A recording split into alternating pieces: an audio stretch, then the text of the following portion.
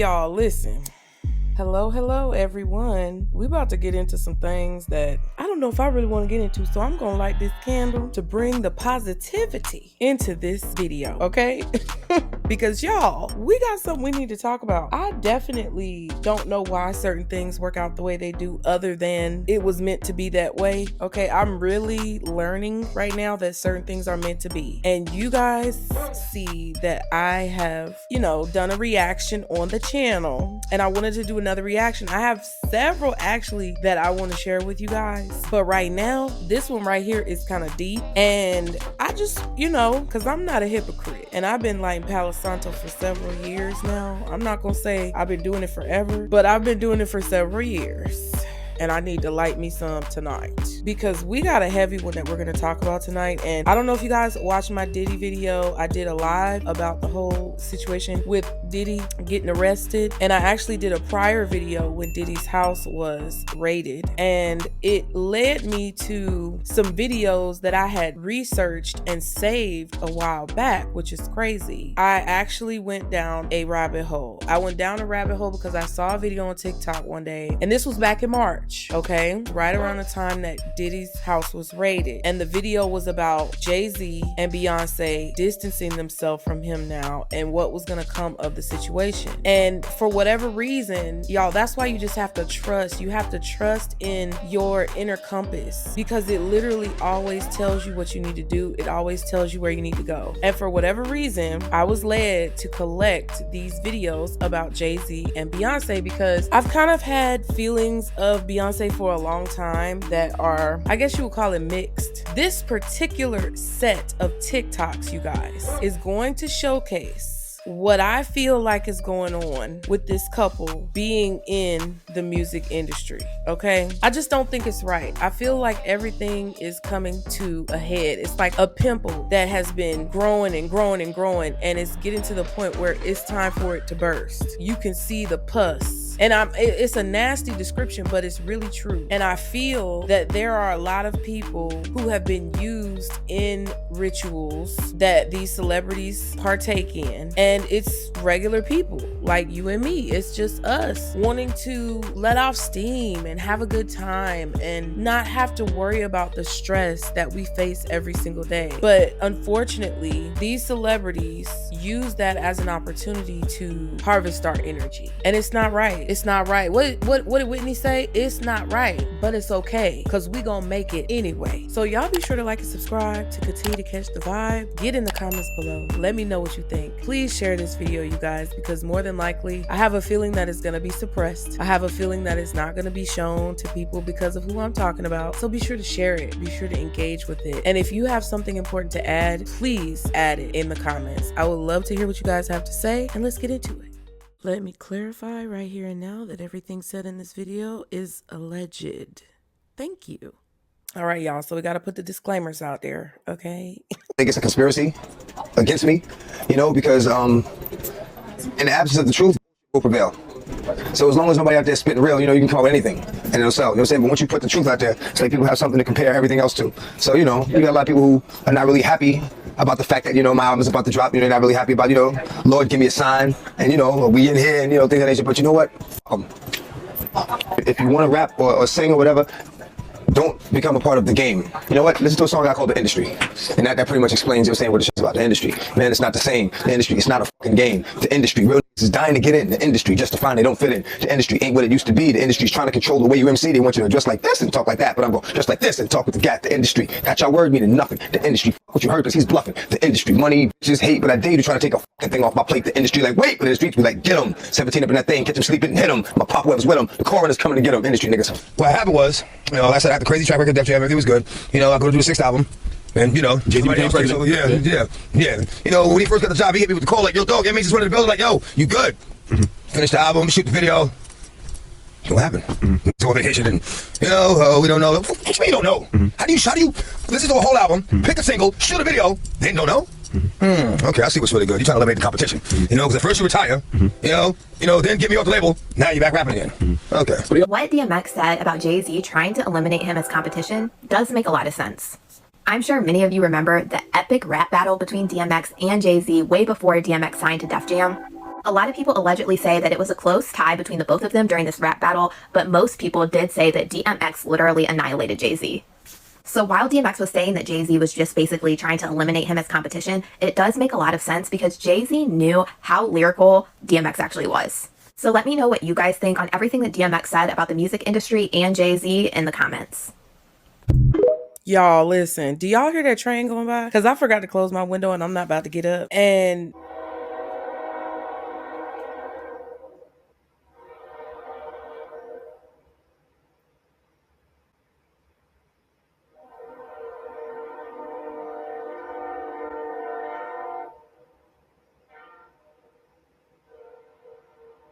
I'm just gonna let y'all in on a little secret. It's a lot of interference going on in this video. And the train going by and the fact that my internet connection is kind of trash right now. I'm gonna have to patch this all together and edit it and everything to get it out to you guys. I had to go through a lot to put this together, and I put it together, made sure it was set up in a way that there were no copyrights. I had to speed the footage up to make sure that it was set up properly and not going to get striked or struck. Okay. But what he said was some real ass shit. Okay. So just know while you're watching, a lot of what is playing is going to be sped up because I had to, because I didn't want to get copyrights. Okay. There was a theory JayZ is actually a time traveler. Do you see about this? Oh, I seen the picture. Yeah. Wait, no. But there was also other evidence though. There was a picture 20 years ago where JayZ was standing up with a white t-shirt, right? Yeah. And the graphic on the t-shirt was literally the same picture that he was in the Simpsons t-shirt, yeah, where he's sitting on the thing. So 20 years later, same thing. So everyone's like, oh yeah, people can read. He probably just recreated the photo, which is valid evidence, which I get. But everyone knows about. I think in Harlem, I think around the 1800s, there was a picture of JayZ, a guy that looked exactly like JayZ. Where? What do you mean? In Harlem, you don't know this? No, I don't think I've seen this one. Does this guy now look like fucking JayZ to you? Yeah, I seen that. That's a picture I seen. Yeah, that looks like JayZ. Yeah, that's in Harlem. Yeah, Harlem, 1980s, right? And like it makes sense though, because it's like if you had a chance to go back in time and tell your young yourself how to make riches, wouldn't you do it? And look at JayZ, he's one of the richest guys in the world. So there's a conspiracy going around that JayZ did a blood ritual at the Grammys, and that's not wine in this cup. It's actually blood. And it sounded Catholic. So I see Look at. Obviously blood. He said, no, not tonight, Dad. There's no way you don't get sorry. Ooh, that looked nasty. Did y'all see how that supposedly wine don't listen. In the beginning they showed a picture. Wine don't be looking like that, y'all. Wine do not be looking like that, okay? The veins of it or whatever they call it, you know, like when you go to wine tastings, okay? Or when you just drink at home, the lines that come down from the cup, they call it something specific. You smell it, and it's like they tell you to use all 5 of your senses to taste the wine. So you use your ears. I guess when it's pouring, you can hear it pouring. Then you swirl it around. And when the point of people swirling around wine is so that you can see those ribbons come down off the side of the glass when the wine hits the edge of the glass. When he was handing over that wine glass, when that first picture was up there, oh, that was crazy. Before they got to that part right there, when he swirled that around, like it did not look like the way wine. It didn't look like the way wine looks. Okay, I'm trying to show y'all, but it's really hard to show y'all because this player is very small. But when you swirl it around, it's not supposed. Okay, you guys. So look, if you like see really close and zoom into that glass, something about that wine don't look right. I'm telling you. Now watch. Going around that JayZ did a blood ritual at the Grammys, and that's not wine in this cup. It's actually blood. Look at it when he picks it up. It sounded Catholic. Look. Right here. When it swirls around, it just. Blood. He said, no, not tonight, Dad. It don't look like wine. Here to give y'all my truth, even at the risk of my own life, even at the risk of my own success, my own career. JayZ, call me, bro. You still ain't called me. Hey, bro, JayZ, I know you got killers. Please don't send them out my head. Just call me. Ooh. JayZ is shaking, and there's a lot of tea coming out about something that JayZ allegedly might have done back in the day. They said that he had a mistress named Kathy White. Baby, she was unalived, and they say maybe JayZ might have been behind it. There's a lot of people's tea who's been spilling lately. It's like the Boston Tea Party around here. There's a lot to this story. Let's talk about it. Let's get into it, y'all. Let's get into it because we about to get into some rituals that these people like to do. This woman is very significant why a lot of things happen for this family, in my opinion. Shout out to Impressive Channel on YouTube for giving me a lot of the story, and some of the story I know personally myself. Now, this is Kathy White in the middle, Claudia Jordan to the right of her. Well, Claudia Jordan and Kathy White were two industry it girls around that time. So you can see the levels that she was on to be taking pictures of somebody like this in the early 2000s. Even this lady, I don't know her, but I recognize her from somewhere. Anyway, Kathy, also known as Coco, she had a lot of little nickname aliases. She worked in the industry, radio, print, like she was an it girl who worked in the industry media, because back then, you couldn't just be an Instagram hottie. You had to work those offices, you had to get internships, you really had to work to get in those rooms, and if you were beautiful, you could stay in them, okay? So what happened with Kathy was they said that her working in the industry, baby, she met Sean Carter. Now, the rumors are saying that when she met a young JayZ, he was already married to Beyonce. They are saying that he got her pregnant and allegedly unalived her. Now, this is all alleged, and there are many people coming out saying this, and there are people that have talked about it in the past, one being Jaguar Wright. Now, see, this is Kathy again with Taina. So you see her levels, you know what I mean? She's in all of these rooms. These people look happy to take pictures with her. You can tell this was a it girl. And so around that time, that Jaguar Wright time where she was working with JayZ, Jaguar Wright would have known where the bodies were buried. She would have kind of been there, you know? The cause of death for Kathy White was an aneurysm, right? But Jaguar Wright said in the interview, she died screaming. And there's plenty of evidence of them being in the same room. I'm telling you, Impressive Channel really broke it down on YouTube. This is a picture of Kathy, Diddy, JayZ, all in the club together. Who circled is Kathy and Claudia. Now, what's interesting about this is Tasha K come out and she's like, this is Claudia Jordan's friend. Everybody's connecting her to Claudia. But Claudia came out and said that it wasn't that deep, which gave me red flags. This is Claudia and Tasha K's comments earlier when it says, journalist Liz Crokin, who this all started behind, I'll explain that in a minute. Journalist Liz Crokin re-sparks rumor of JayZ's alleged unaliving his mistress. Because Liz Crokin came out on Twitter, she spilled a bunch of tea. That's how this all got restarted. But we'll go on what Claudia just said. So she said, best friend? Girl, I knew her less than a year through a mutual friend who was way closer to her. This girl never told me she was messing with JayZ or pregnant. Why y'all want to put this on me so bad it's beyond me? Tasha, I never told you any of that. Call me. And she said, it's frustrating to be misrepresented for decades. Not sure how this narrative got started, but it's old, tired, and simply not true. Now, what that does is scares me because it's too many pictures of her and Claudia Jordan together in different outfits. Now, why this worries me is there are multiple pictures of her and Claudia Jordan has on different outfits. And what that indicates to me is this wasn't no light friendship like she tried to make it seem. Maybe they were deeper, but because there was a hit put out on her, okay? Because there allegedly was a hit put out on this young lady, Claudia Jordan, no, she's not too big to be touched. Allegedly. Let me just say that right now. I know we kind of like in there, but all of this is alleged and for entertainment purposes only. It's making another point that people are bringing up when it comes to JayZ touching people, getting people touched, because Kanye said something in a concert that has everybody like, See, I don't remember this at all, but they had the audio on this video. Kanye saying, Jay, bruh, I know you got there. Please don't basically do nothing to me. Just call me, bruh. Like, dang, Kanye. Kanye West, as powerful as Kanye is, as powerful as Kanye West has been through the years before they was beefing, Kanye felt scared enough to be like, yo, don't have me unalived, okay? Just hit my jack, okay? I don't want no beef. That's scary. That's a lot of power, and that's a mob stuff. Do you see what I'm saying? Like, that's bigger than we think. But at the end of the day, I'm telling y'all right now, there's nothing that's gonna happen to JayZ. JayZ did 2 tours with R. Kelly, was sitting right next to Diddy in them pictures. There's no way that JayZ ain't got a bone or two in this skeleton, in this graveyard. But I'm telling you right now, and that's on Blue Ivy Carter, he's not gonna come to justice.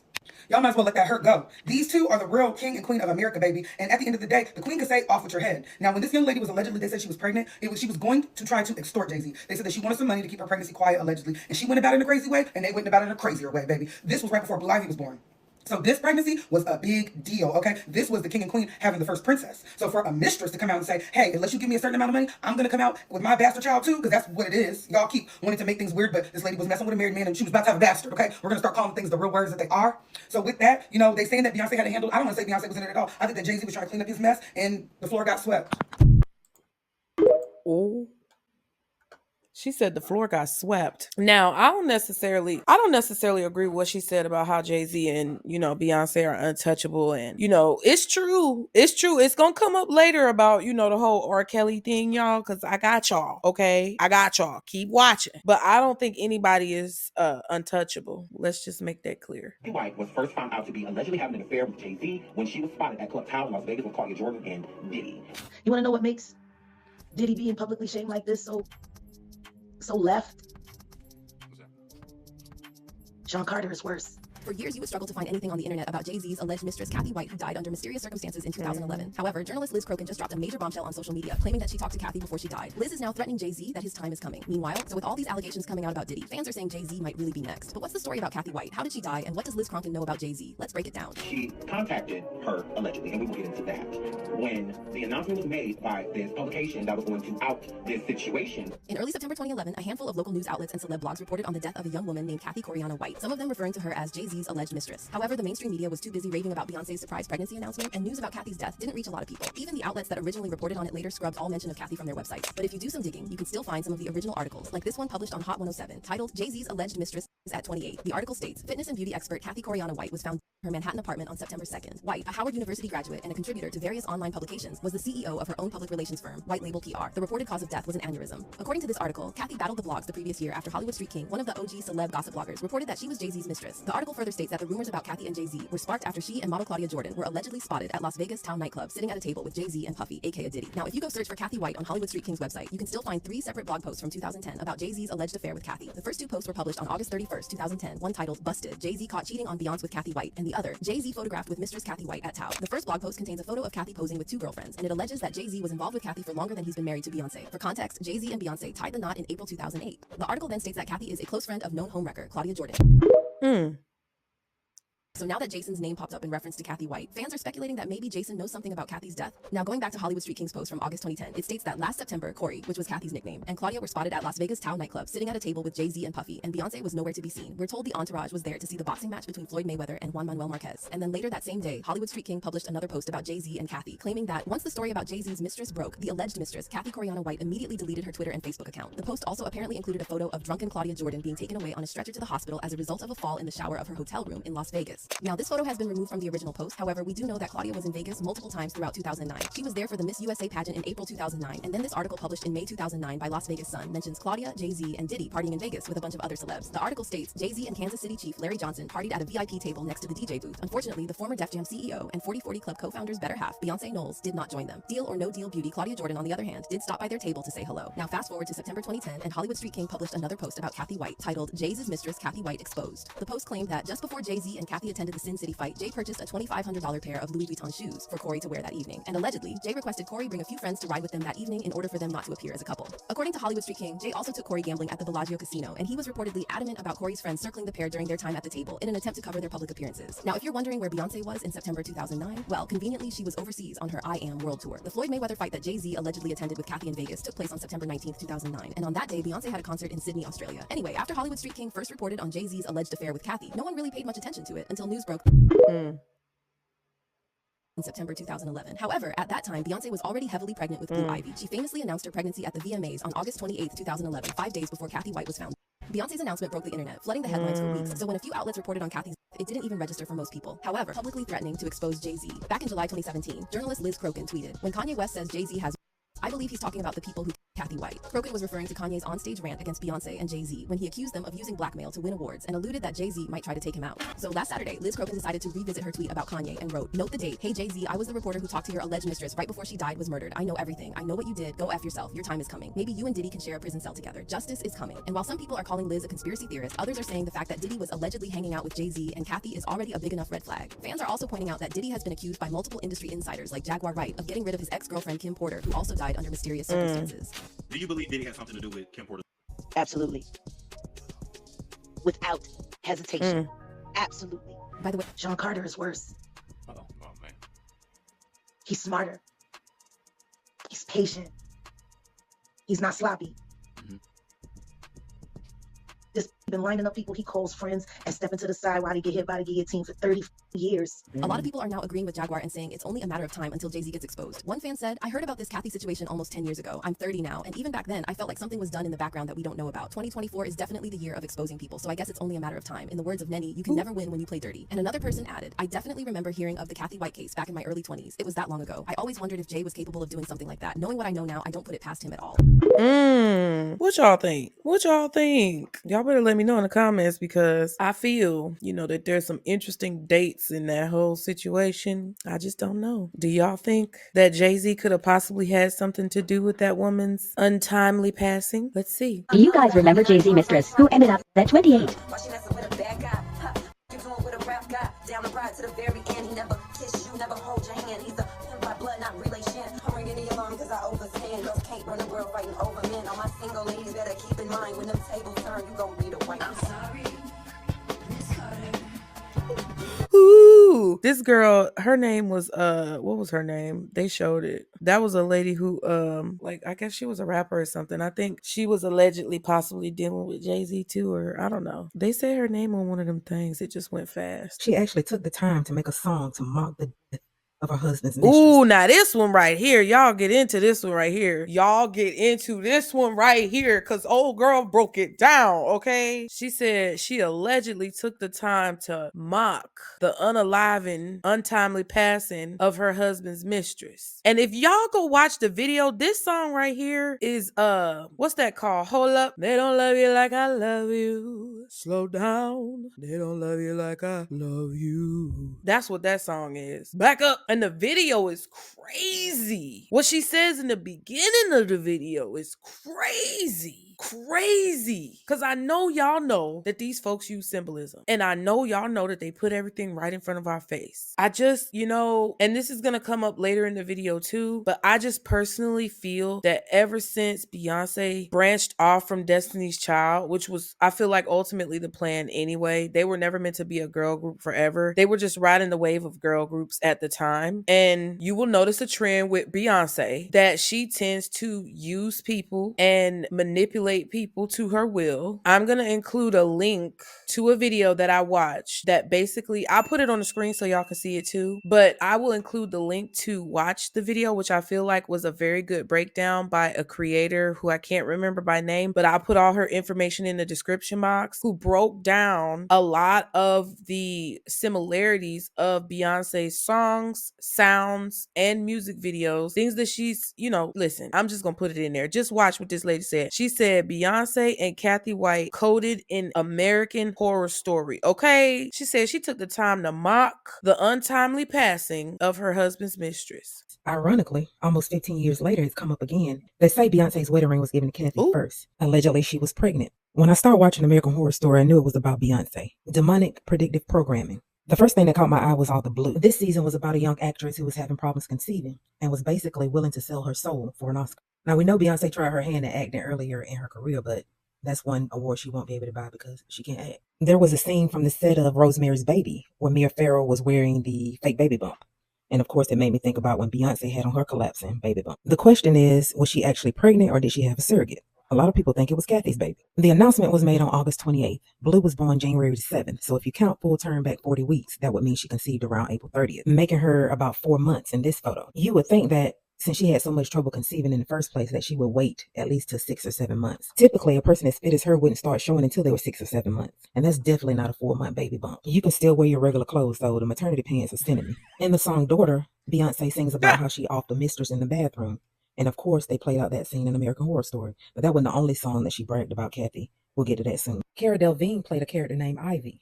And there's also twins in this season. Remember when JayZ was trying to sign her to Rock Nation? And then she got kicked off his jet for being under the influence of something and acting strange. The witches were making Anna's skin peel off, and it made me think about the poem that Beyonce wrote in Lemonade. I can wear her skin over mine. That's Kim Kardashian on the left and Anna on the right. Notice how the spider is over her wound like it's waiting to take possession. I knew it looked familiar. There was a spider in the Coven season with Papa Legba. Notice the baby on the left, and when she flips the page, the baby is in the spider's belly. Delicate was based off a book, but I wonder if these seasons are connected since they're both about witches. Look at the duality of the two characters.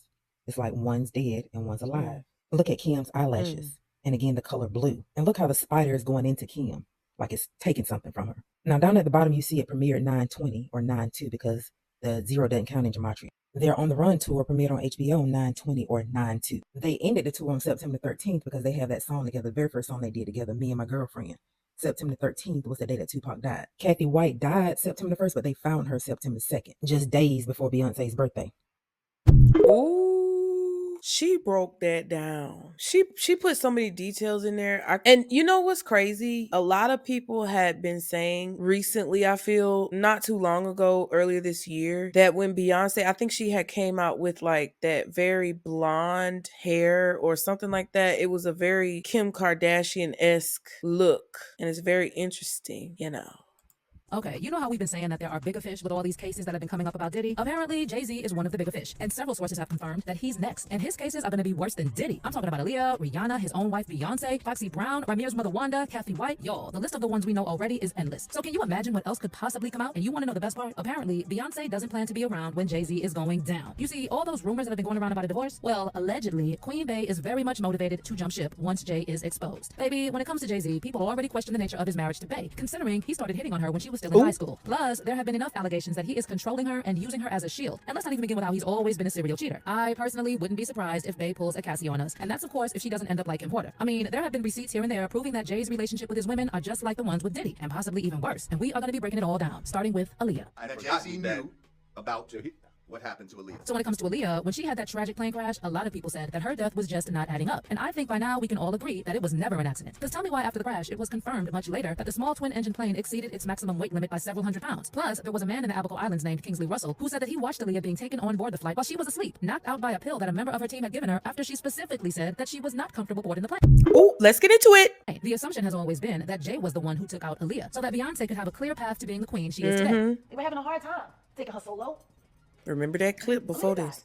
To a lot of people, the motive does make sense. Also, considering back in the day, JayZ actually wanted to date Aaliyah, but Aaliyah was not quite into him. And instead of dating JayZ, Aaliyah went ahead and dated his friend Damon Dash. And that may have contributed to the reason why he had to take her out. Of course, Dame Dash also had to pay a very hefty price for ending up with the chick that Jay wanted. Look at how he did Dame.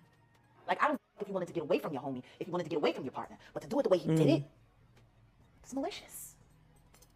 Or maybe that was because he was a girl that didn't want you. Well, Aaliyah wasn't the only one running from JayZ, because Foxy Brown allegedly also had to run away. Y'all know that back in the day, Jay and Fox worked great together, and they gave us hit after hit. So, given how successful they were when they worked together, it was a bit sus that they just stopped working together, and Foxy's career went down the drain. Apparently, the reason why Foxy is not as successful, even though she's extremely talented, is because JayZ blacklisted Foxy when he could no longer control her, and that after he slept with her when she was still in high school. In fact, people who went to school with Foxy say that JayZ used to pick her up when she went to school, and according to them, Biggie used to pick her up too, but they were legit friends. But everybody knew her and Jay were together. For those who recall, there was actually this wild rumor that there's a tape out there of Jay, Foxy, and Jamie Foxx. Apparently, JayZ made Foxy sign multiple gag orders after they engaged in a threesome. But coincidentally, not long after the incident, the tape was ironically robbed from her home. And other than the allegation that they engaged in a threesome, there were also rumors that JayZ even gave Foxy an STD. Now, Foxy has denied that she and Jay had a fit.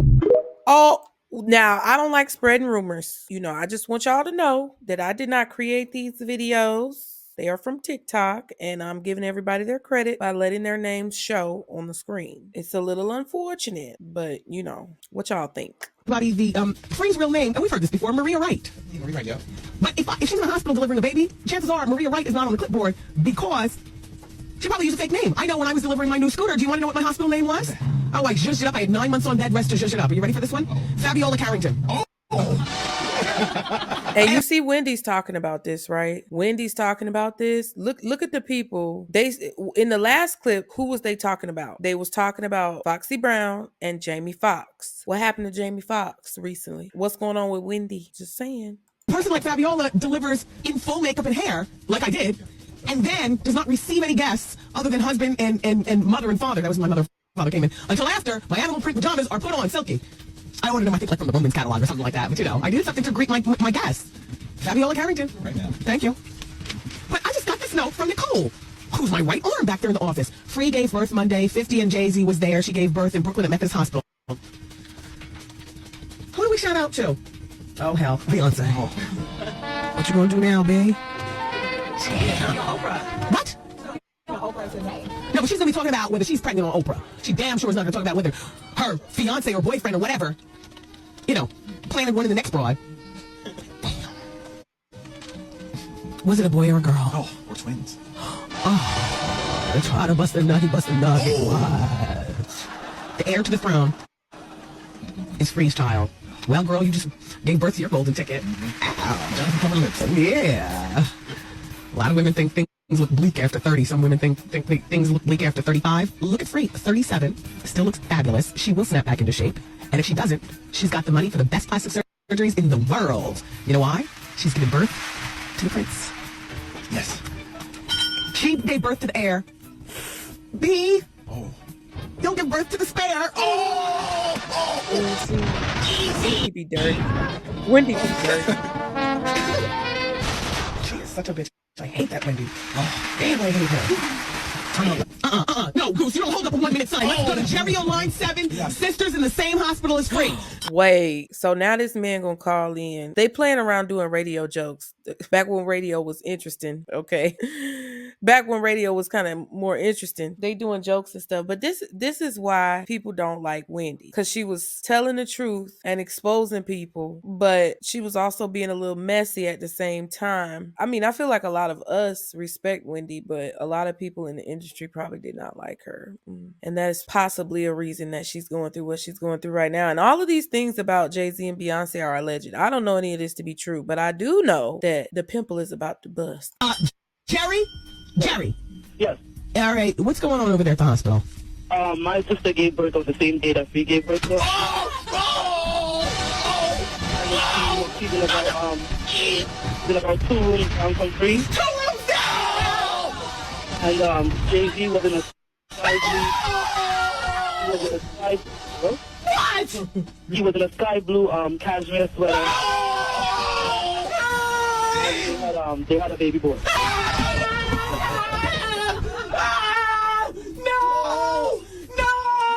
Yes, and he was. Are you sure it was JayZ and Free and not maybe one of you? No, it was JayZ.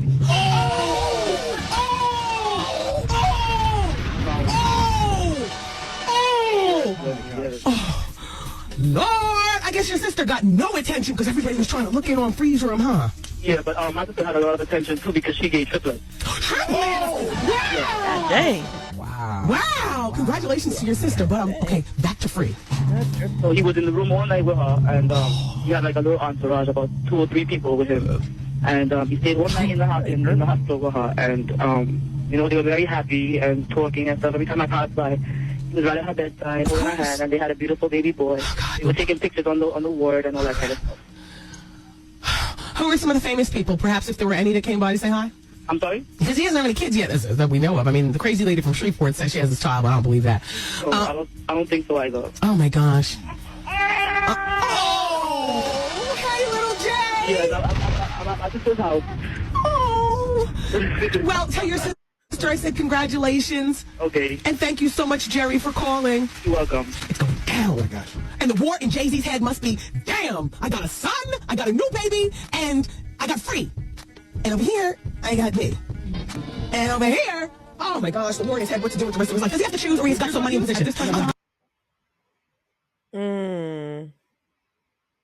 Now this is crazy.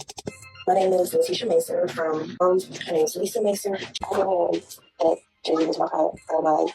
There's no way that he can deny anything, especially when people were there that know him. And he was there, he just looked at me and he was like, Dad, and even he was in my living room. He was talking to my mom. Hey, I was gonna leave it alone. They brought me one of these ancestry tests. Finally, I get some type of answers. He knows that I exist. These are all his allegedly illegitimate children. Mom came up to me and was like, hey Rob, you know I got something to tell you. That's your dad. Like, you don't just say this type of person is your father, JayZ. It is important that I know who my biological father is. I don't know how he's feeling. Like I would hope he would think about it. It looks like Beyonce is making JayZ sleep on the couch tonight because he's been sneaking around and lying to the world. Once upon a time, when JayZ was 22, he decided to hook up with a 16-year-old, which is so gross. She ended up getting pregnant and had his son. Well, now his son Ramir is 30 years old and wants the world to know. So let's get into it. In the entertainment industry, there are a lot of clout chasers, but in this instance, I fully believe that JayZ was messing around with a minor, got her pregnant, and wanted nothing to do with his son. This honestly sounds like a movie because this 30-year-old man is claiming that JayZ is his father, and he's been trying to get to the bottom of this for the past 10 years. But JayZ has been using his power and his money, his influence to manipulate and corrupt the Supreme Court. So we're going to be talking about this man Ramir and what he's claiming JayZ has done. I mean, if you take a look at him, he does kind of look like JayZ. This story just might break the internet. There has been tons of speculation about JayZ's secret kids across the country. Well, today, a new one has surfaced that looks more like JayZ than any of the others. A viral video recently surfaced of JayZ's alleged other secret son.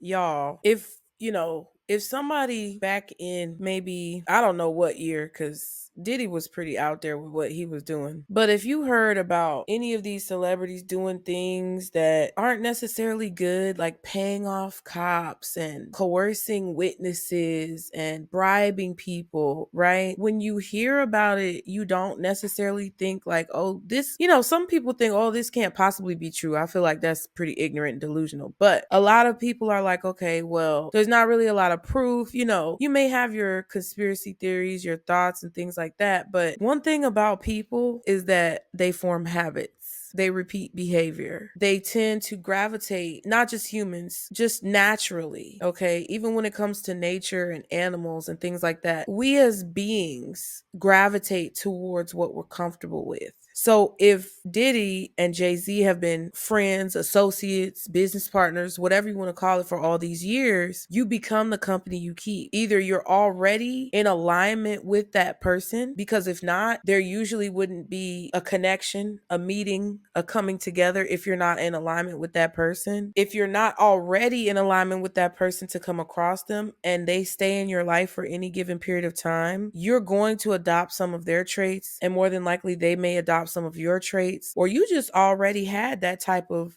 mentality and attitude from the jump, and that's why y'all mesh. But it's magnetism. That's how these things work. And to me, it would be crazy to have literal proof now because of the court documents and what's been filed against Diddy, to see what he's been up to see what he's been doing. It would be ridiculous, laughable to think that JayZ was not capable of doing the very same things. You are who you hang with. Just saying. And then he's got all of these kids out here. I know the one with the girl was kind of hard to like make out because I had to kind of chop it up a lot. But if you slow down my video and like after the premiere, you like rewatch it and slow it down, you can hear more what she's saying, because YouTube lets you speed up or slow down videos. And she basically was saying that JayZ knew who she was. But it's like, I'm not going to say he's not doing anything for her because I don't know that. But like his other son, we all heard about that in the media recently, or not too long ago, about, him having that, being the father of that young man that we first saw, and how he was fighting to get claimed. And then apparently there was the other boy who was just rapping, and he looked a lot like JayZ. I don't know who that is, but I found the clip. Ridiculous. It's like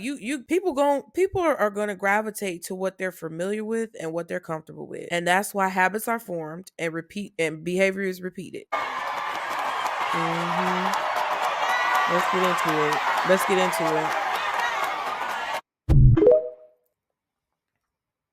This is an interview with JayZ where he reveals what his infamous hand symbol means. Let me know your thoughts on this. Including this hand symbol. What does this mean? I know it means Rockefeller and diamonds. Where did you get that idea from to do that? When we first started, we had a group called Christian. That's how it all came about. And then we started playing with it, and then we started doing it at shows. Then the whole crowd started doing it.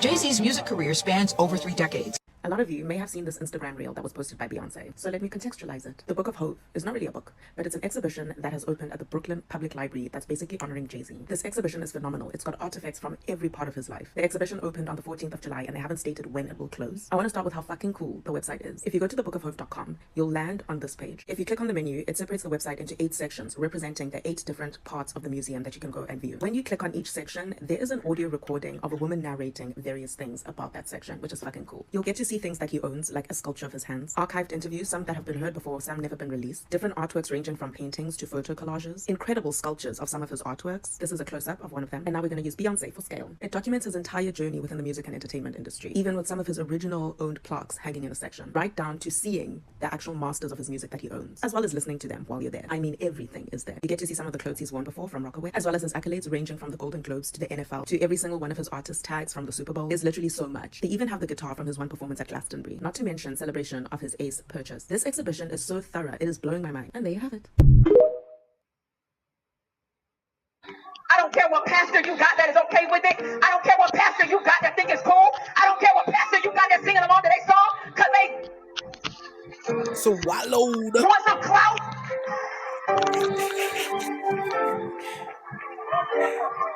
Why you think that man called himself Jehovah? It was short for Jehovah. When a witch has a coven, it's normally a small thing. Witches' covens are normally 3 to 7 people. When it becomes thousands, it's called a hive. I remember having a conversation with Aaliyah, and I was like, "Oh, tell me what happened." And she was like, "She just couldn't," you know what I'm saying? And I just left it at that. And she said, "Leave it alone." don't cause no black. What you want me to do? Just leave it alone. Don't act like nothing. It causes me too much pain. So I can't bring no awareness to it. I can't do nothing. I just gotta wear it. So I don't agree with somebody I'm working with is doing. I can't publicly out my man. But really, how's he my man if he's still doing that? If me and you cool, and you know that I got a girl that your man. It's crazy, right? Yeah. And I tell you, when you gonna still work with him, what you gonna feel?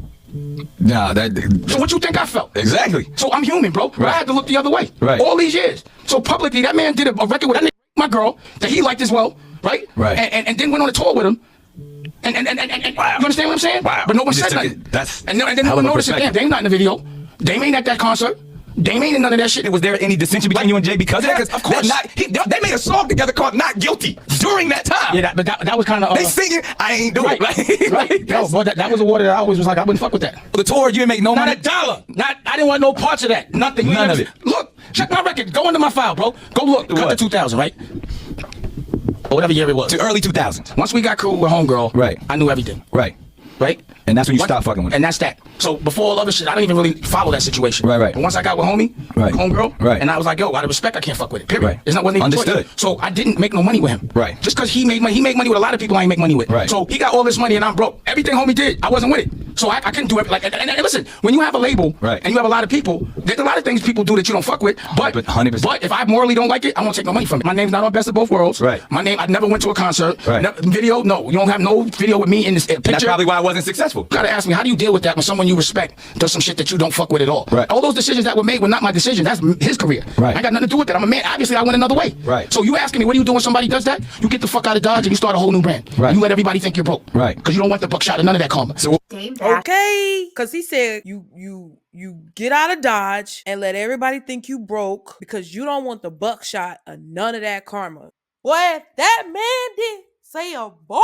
He said a bar. And I know he not lying, bro. I don't know for a fact, but in my soul, I know Dame Dash ain't lying. He telling the straight up truth. And he got out of Dodge. And I'm not mad because when you can tell, that's what I said a minute ago. The company you keep, bro, y'all gotta watch your behinds. If you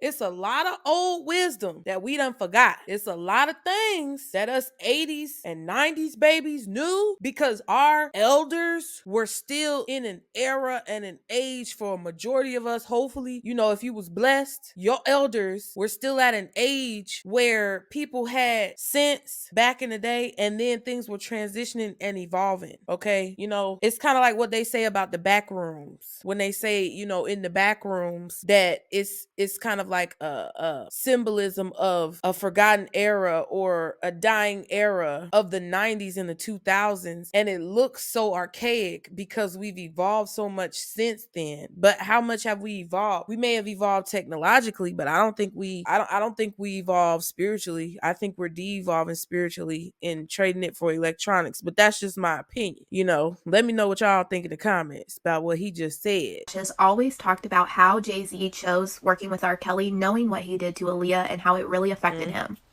If you remember, at this time, they still had Rockefeller together and they were still really good friends. Now, Dame Dash did say how JayZ actually liked Aaliyah and he was actually trying to get with Aaliyah before he actually got with Aaliyah. But Aaliyah wasn't really having it. She really was in love with Dame Dash. And honestly, I think JayZ was actually really jealous of Dame Dash's relationship with Aaliyah. I think that's why he actually cheated him out of Rockefeller. But the other thing that really catches my mind, I hate all the people that Aaliyah was actually trapped around.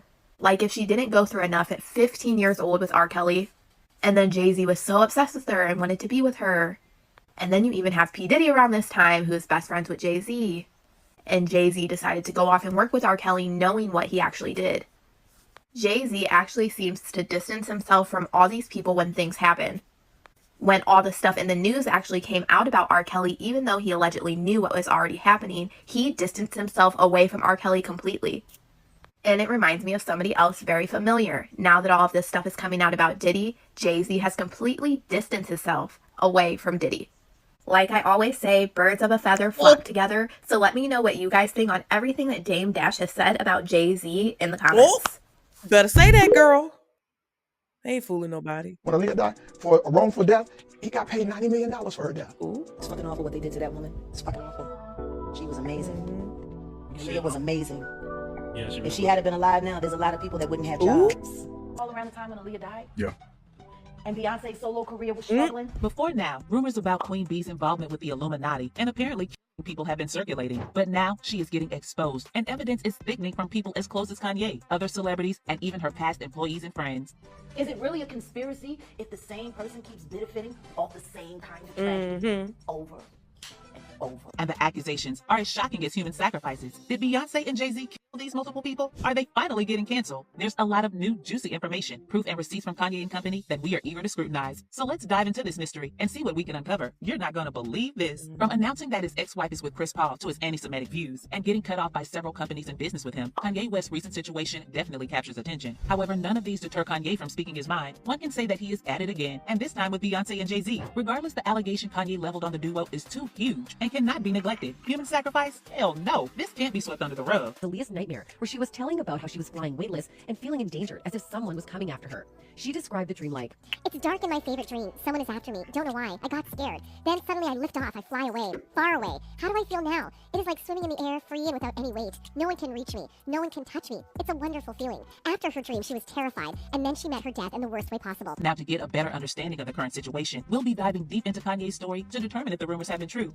Listen, they described Aaliyah's dream, and it sounded really like Alvin and the Chipmunks because the original, the creator who made this video sped up the other video, I feel, so that they wouldn't get copyrighted. But she basically felt like she was floating, feeling weightless. Somebody was chasing her, and then she was weightless or something like that, and then nothing could, she was in the air, nothing could touch her, she was free. That to me is a sign that Aaliyah, when she passed, I feel, and I'm gonna say this as my opinion because some things are gonna be said in this video, I feel that Aaliyah did not pass when the plane hit the ground. I feel that Aaliyah was delivered because of the fate of the situation. God, source, whoever you believe in, the source of life delivered her from feeling that pain before the plane hit the ground. Because for her to have that as her favorite dream and she described it, she had literally predicted her own passing. And that's crazy. And people still don't be believing in this spiritual stuff, man. And I just feel like it doesn't matter what you believe in, what religion you follow. A lot of it's all the same, y'all. The details may be different. You know, the words that you use, vocabulary, it may be different, but the premise remains the same. So Kanye has been all out, making ugly statements about them in public. Yes, no one would be blamed for pointing accusing fingers at him, but that's not ideal for now. In his show in 2016, Kanye accused Beyonce of buying awards. He specifically said that the award that was given to Beyonce was supposed to be his, but Beyonce threatened the organizers to push it to her instead, and if not, she would not perform in their show. Beyonce, I was hurt. I went down 7 years on behalf of your... That didn't end there. He also said that his relationship with the duo no longer exists and accused Beyonce's husband JayZ of not caring about him and or even coming to see his ex-wife Kim after she was robbed in Paris. What is so surprising is how bold he was in telling his fans these things. Shouldn't that be an issue that should be discussed in the closet? Feelings matter, bro. It's a new world.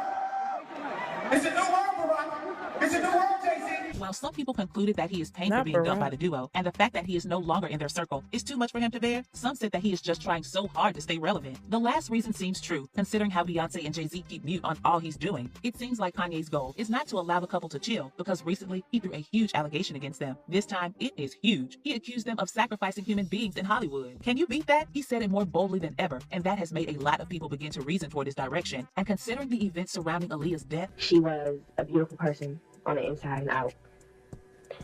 And I'm just shocked. Aaliyah had a huge following, not only here in New York City, but nationwide. Only 22 years old, this pop sensation was a popular singer. She was an actress in some movies recently, even a Grammy nominee. Tonight, her family is in mourning. Fans asking, why her? Kanye's boldness definitely isn't the only thing that matters here. The fact that the couple had already been accused of being involved with the Illuminati make people wonder if Kanye is really just confirming what has been said. In case you are new to the Illuminati gist, it is an occult group that enriches artists with fame, connection, and money in exchange for their souls. They have denied this before now, but the public did seem to accept their denial. This allegation against them has been there for ages, and the fact that they kept reminding everyone with their various signals definitely helped keep the issue in the headlines. Let's not forget that Kanye isn't the first person to accuse Beyonce of being involved with satanic stuff. Her former drummer Kimberly Thompson, who worked with her for 7 years, exposed her after she left her team. Thompson said Beyonce does satanic stuff behind the scenes and went ahead to make a couple of videos where she accused Beyonce of casting spells and using mind control tactics to keep Thompson under her control, tied down. The person was casting spells and manipulating me and controlling my job situations, my relationships, just all kinds of things. She went as far as getting a restraining order, which is literally a cry for protection against the unstoppable force that is Beyonce. However, the judge denied her request because no evidence was found to prove that the musical icon posed a threat to Thompson, leaving her to face the unknown without the shield of the law. But of course, lots of people didn't believe her, especially Beyonce's fans, who derive joy in protecting their queen. Now, with Kanye's recent statement, a lot of people began to refer to what Kimberly said many years ago. They are wondering what could be going on and if the couple is really hiding such a thing from their fans. In his interview, Kanye mentioned lots of celebrities who are allegedly involved and some that have lost their lives in the process. He boldly stated that he didn't sacrifice anybody in his journey as an artist, and that has given him the boldness to say whatever he wants to say without being afraid. I'm the pussy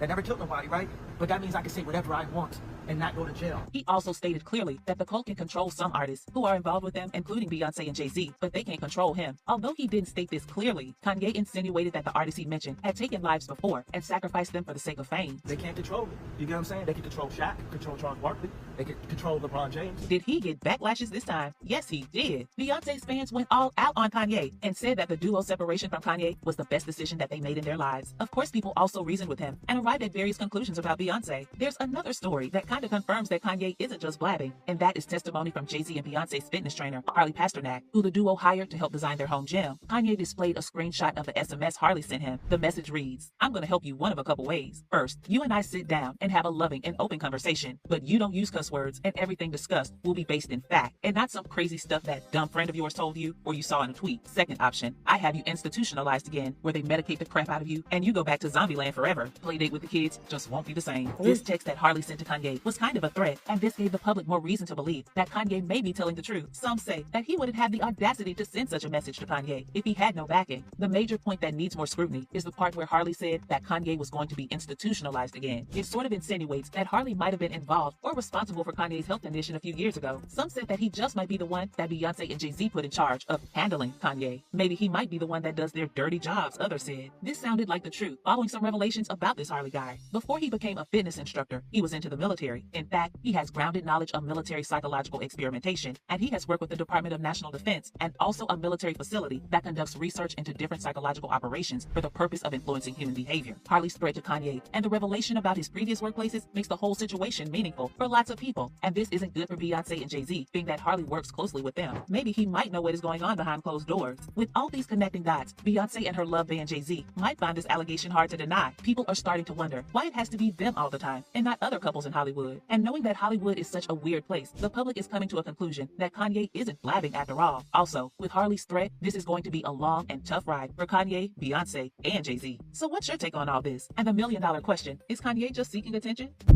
Ooh, you know what? I kind of feel, I just thought about something. I've always felt like Beyonce and Jay-Z's relationship was forced. Like, I don't know about y'all. Y'all let me know what you think in the comments, but I felt like their relationship was always forced. And for me, it was really like weird to watch them together because it felt like Jay-Z was using Beyonce as like an accessory for his particular lane of business or line of business or genre or whatever. And it also felt like Beyonce was using Jay-Z as an accessory for her particular line of business and genre. And that's why them as a couple worked together, and it was a smart business venture. The girl who was talking about Kathy White in the beginning, and she was breaking down the whole situation, and she said that Jay-Z was probably never going to get caught. We got to let that hurt go. She basically said in her video that they were like the royalty of America, or a royal couple of America. That's what royal couples used to do. They used to match each other up by way of connections and wealth and how much each person could bring to the family as a whole, like how each family could benefit the most off of the relationship and off of them being together. And that's how I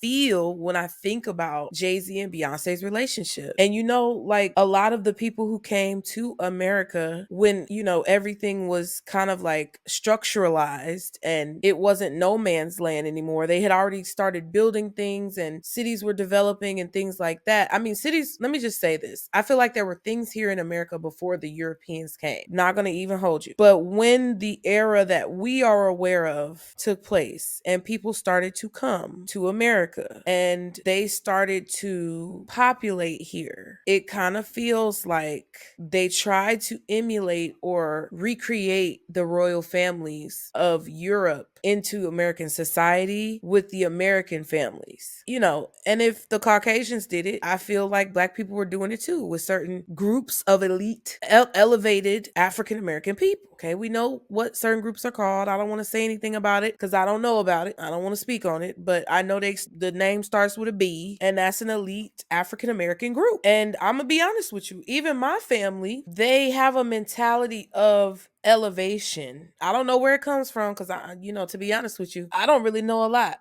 but they have that mentality of like kind of sedity a little bit. My family's a little sedity, and I didn't fit in all the time because I was down the ride. Okay. Okay, let's keep going. I gotta pull myself together because I really want to do this video because it's a part of the story that involves Dame Dash and JayZ and R. Kelly, and I don't think that a lot of people have told this part of the story, and if they have, I haven't told this part of the story, and I would like to. So please, y'all, bear with me today because this is a really tough video for me to get out, but I feel like it's really important. Many of us already know that R. Kelly married 15-year-old Aaliyah when he was 27 years old, but a lot of people don't know the reason behind the marriage. Hip-hop star R. Kelly did indeed marry his protege, the 15-year-old singer Aaliyah Hutton. Now, the reason for the marriage is not because he was in love with the child star Aaliyah. It was because he had allegedly gotten her pregnant while producing her debut album, Age Ain't Nothing But a Number. During this trial, one of R. Kelly's former tour managers testified that he is the one who personally bribed a government official to get a fake ID for Aaliyah, saying that she was 18 years old when she was really 15. Why did he do that? Are you noticing a trend of bribing people? Ooh. Because R. Kelly reportedly wanted to marry her. That's what this man testified. And he said that R. Kelly wanted to marry her because he had gotten Aaliyah pregnant. And he wanted to be able to legally authorize an abortion for her as a minor at just 15 years old. And he also wanted to protect himself from prosecution. I know we all may be somewhat familiar with that, but I feel like I could not speak on the part of the story that needs to be told or that I feel like I would like to tell without touching on that briefly. And after all of that trauma that she experienced with R. Kelly, Aaliyah still went on to be successful, hugely successful. Excited about coming out. You heard that you have been confirmed for Matrix 2 and the Matrix 3.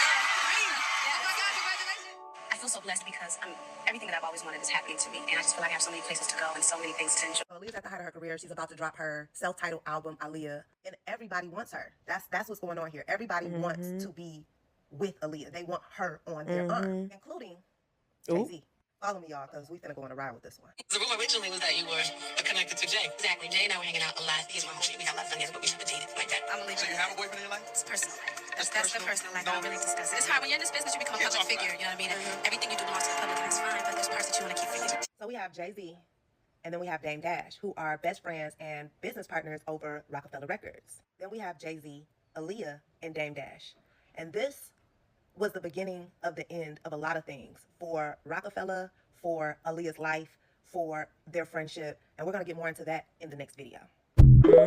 Now, I didn't get the part 2 of her video, but I just thought she really broke it down very well. Now, this next one, I'm going to need y'all to pay attention, and I'm going to need y'all to really listen to what Miss J. Blige is about to say. I just know that was, you know what I'm saying, that was a spiritual, whether people know it or not, because God don't, you know what I'm saying, whether people know it or not. And I could go deep, but a lot of people, I would have to really bring. So JayZ.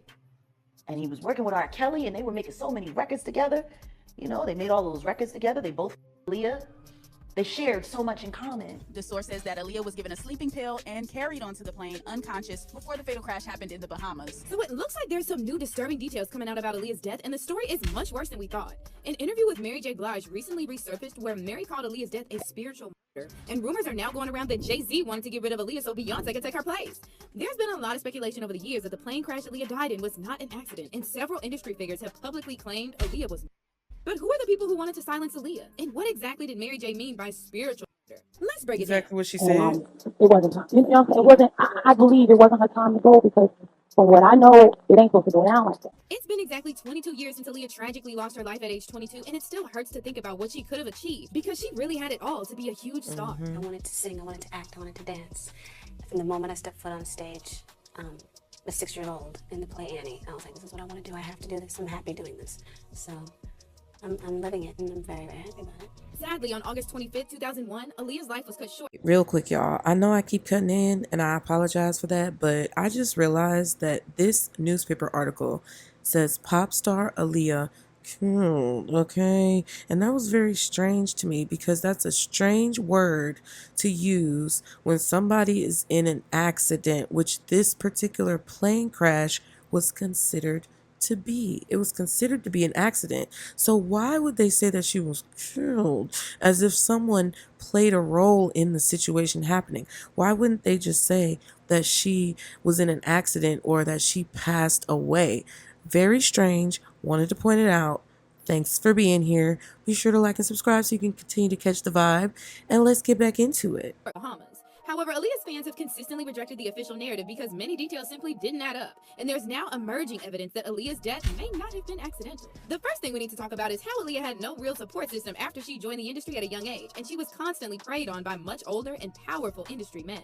Among them was allegedly JayZ, who, according to some sources, wanted Aaliyah to be what Beyonce is today. However, Aaliyah rejected him, so Jay reportedly decided Beyonce should take Aaliyah's place.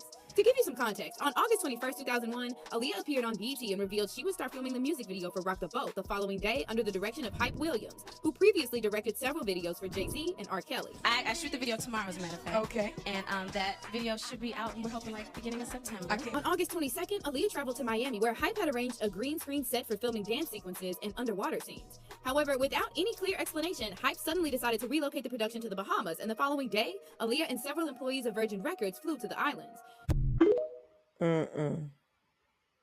Now, Hype never explained why he made Aaliyah fly to the Bahamas despite having all the necessary resources in Miami, including a high-quality green screen setup and beautiful beaches. Aaliyah's ex, Dame Dash, later revealed that Aaliyah was scared when she saw the plane they gave her and told her not to go. When she actually was saw the plane, she got the BlackBerry. She said, "I don't like this plane," and I was like, "Well, don't get on it." And she's like, "Well, I got to because I got work." What's also weird is that, according to Dame, Lenny Kravitz offered Aaliyah his private jet, but Hype took it from her. Lenny Kravitz had offered her a jet, and then Hype had took the jet. So that's what really pissed me off about the situation when I heard about it. But the most shocking piece of the puzzle is found in investigative journalist Kathy Ian Doley's 2021 biography of Aaliyah. While talking to eyewitnesses, Ian Doley discovered that on the last day of the shooting in the Bahamas, Aaliyah refused to board the plane that was supposed to take her back to Miami, and she returned to her taxi, telling her team she had a headache. However, according to eyewitness Kingsley Russell, whose family operated the taxi company, a member of Aaliyah's entourage entered the taxi with her and gave her a pill. Shortly after, Aaliyah lost consciousness and Russell saw how they physically carried her onto the plane. Just moments after takeoff, the plane crashed about 200 feet from the runway, killing Aaliyah and 8 other people on board. If this incident was really planned, it begs the question who had something to gain from Aaliyah's death. Well, according to some industry insiders like Jaguar Wright, both JayZ and Beyonce had substantial interests in Aaliyah being gone. Jaguar claimed that Jay was mad Aaliyah chose Dame over him, and that's why he allegedly threw Dame under the bus. Look at how he did Dame. Like, I don't give a if you wanted to get away from your homie, if you wanted to get away from your partner, but to do it the way he did it, it's malicious. Maybe that was because he was fucking the girl that didn't want you. Ooh. Jaguar also pointed out that as soon as Aaliyah died, JayZ took producer Rich Harrison from A. Marie, another artist who was a threat to Beyonce, and suddenly Beyonce and JayZ were on top. They were having a hard time taking her solo. And then Aaliyah died. And then they brought Rich Harrison in, and you know, I gotta take some credit right now. She liked posing with him in pictures for page 6. Aaliyah didn't. Look how she fell in love with him. And Aaliyah's gone. You know. You have to start asking yourself questions after being in this business for this long. If you're a halfway intelligent person, when do you start questioning how lucky some motherfuckers keep getting? Another interesting detail is that years later, Beyonce and JayZ enlisted Hype Williams to direct their video for Drunken Love, and they filmed it in a suburb of Miami, the same city where Aaliyah filmed her very last music video. Besides that, the opening scene of Drunken Love shows Beyonce carrying a trophy with a female figure on top, which some fans interpreted as Beyonce saying she eliminated all her competition. And then we also can't forget that there were a lot of rumors back in the late 90s that Jay preyed on Aaliyah just like his former friend R. Kelly. R. Kelly met Aaliyah when she was just 12 through her record-producing uncle, Barry Hankerson. Trash. Trash. Kelly then started grooming Aaliyah and ended up marrying her when she was 15 by using a fake ID. It was later revealed that R. Kelly bribed Aaliyah's family, and according to R. Kelly's former security, Jim Pratt, Aaliyah's family signed a contract with Kelly stating that they wouldn't press charges against him for the illegal marriage after it was annulled, and in turn, Kelly gave them the rights to his first 3 albums. So as you can see, Aaliyah was failed by all the adults in her life, which made her an easy target for predatory men in the music industry. So when it comes to JayZ's alleged relationship with Aaliyah, they were spotted together at industry events. However, JayZ never admitted he dated her. However, according to Dame Dash, Jay tried very hard to get with Aaliyah, but she wasn't interested, so he focused on Beyonce, who was also a teenager when she met him. What's even more messed up is that JayZ stayed friends with R. Kelly after he found out what he did to Aaliyah, and they recorded a joint album, Best of Both Worlds. So because of all these shady details, many fans, as well as some industry insiders, have publicly speculated that Aaliyah's death was a sacrifice. And now, on top of all of this, an interview with Mary J. Blige resurfaced where Mary referred to Aaliyah's death as a spiritual murder and said it wasn't supposed to go down like that. I just know that was a, you know what I'm saying, that was a spiritual murder, whether people know it or not, because God don't kill people, you know what I'm saying, whether people know it or not. You know? I could go deep, but a lot of people, I would have to really bring proof, you know what I'm saying, for what I learned. And she just was cut down in the prime of her life. And it's so unfair. And it wasn't time. You know, it wasn't, I believe it wasn't her time to go because from what I know, it ain't supposed to go down like that. But that wasn't the only time Mary openly speculated about Aaliyah's death. In 2006, she appeared on The Oprah Show, and while Oprah has now deleted this interview from her YouTube channel, there's a written transcript available online, and here's what Mary told Oprah about Aaliyah's death. My life was her life. She was surrounded by people who weren't telling her the real deal. We weren't close friends, but I talked with her a couple of times. I very well could have been the woman on that plane. However, for some reason, Mary J stopped talking about Aaliyah in public, and she never revealed what she meant when she called Aaliyah's death spiritual. But fans have some ideas of their own, and here's what they're saying. Mary looked absolutely terrified as she was speaking. Her body language said it all. I firmly believe Aaliyah was sacrificed. Like Jay said, look at who benefited the most after her death. The music industry is so vile and evil. All I can say is I miss Aaliyah and Tupac, the only celebrities I cried over. You have to wonder why JayZ and his wife are so rich. Think about it. It has nothing to do with talent because there are people more talented than both of them. But let us know what you think about this theory. What did Mary J mean by spiritual? Oh, y'all, what y'all think? Y'all think it was a spiritual unaliving? Because listen, it's just crazy. That's why I put that DMX clip at the beginning, because if you want to be successful, you cannot get in the industry because they gonna milk you dry. They're gonna milk you dry, child. Oh, it's just so sad. I just feel like, I remember when Aaliyah passed, they put it on the radio. They said that she had passed. What was the reason for her having to go to the Bahamas and film that particular part, or whatever parts of the, like, there was really no reason for her to have to go to a whole nother place to do that. It's like, yeah, who's benefiting?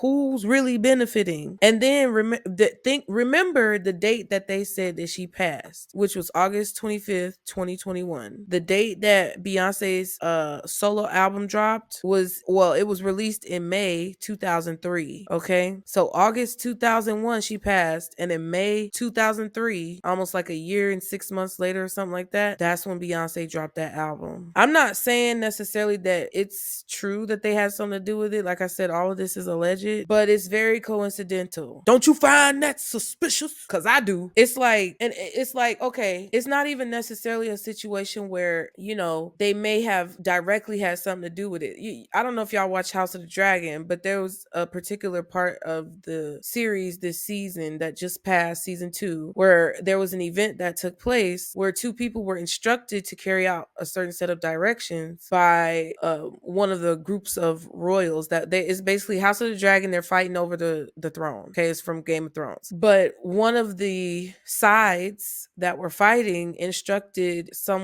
gave instructions for someone to be hired to carry out a deed. And they didn't necessarily know the details of the deed, how it was going to go down, when it was going to go down. They just knew that something was going to go down, and it went down. And that's kind of what this feels like. It feels like they may not have had direct access or involvement. When I say they, I mean JayZ and Beyonce, but I feel like they facilitated certain things to take place so that they would not have to have their hands on the situation that could have possibly been how it went down. To eliminate involvement, to eliminate culpability, to eliminate any type of like direct connection to them being involved. There's just too much. And even if they weren't directly involved, even if they did not know the details, but they, even if they didn't send anybody for Aaliyah, look at how Beyonce was able to benefit off of her being eliminated. Aaliyah was like the top girl. Listen, I have a tribute album when my mom passed away and I moved from Chicago to Atlanta. Some of my friends, I don't think I have it anymore because I really do believe that I accidentally threw away the CD case because it was a CD. But my friends made me a CD of like music. It was a compilation of music that we used to listen to every single day at the YMCA after school. And I would say at least 3 or 4 of the songs on the compilation, if I'm not mistaken, I feel like it was at least 3 or 4 songs on there were Aaliyah songs. Probably One in a Million, Rock the Boat, We Need a Resolution, and I think it was another bop. I can't remember what it was. It was one of the ones she did, child. it was all of them songs on there. She was that girl. And Beyonce did not drop a solo album because I feel like the whole time, if she would have dropped she had to wait the correct mourning period for Aaliyah to be forgotten. That's what she did. And then she popped out, and by default, because there were really no other girls that were really doing things on a scale of Aaliyah, Beyonce by default was able to take her spot because she had the money, she had the backing, and that's why I said earlier, them as a couple created a very lucrative arrangement, even if they weren't involved at all. Benefiting off of someone's passing like that, I mean, I'm not gonna say that it doesn't happen. I'm not gonna say she was wrong for it, but I just feel like the way Beyonce goes about doing things, if you really pay attention to her music and you pay attention to her mannerisms and her actions and things, she comes off as very insecure and desperate. But let's continue. What's up? What's up? This is Beyonce on the red carpet with one of the hottest female artists out here, Miss Aaliyah. How you? Now look at how she talked in this interview. Beyonce looked that girl up and down so many times. Her body language is like, oh, I'm trying to be so now, and then listen to their conversation, y'all. Beyonce's body language is like, oh, I'm just trying to be so supportive. I'm trying to be that girl that always has your back and show. I'm trying to look like I'm super a girl's girl, trying to like, yes, girl.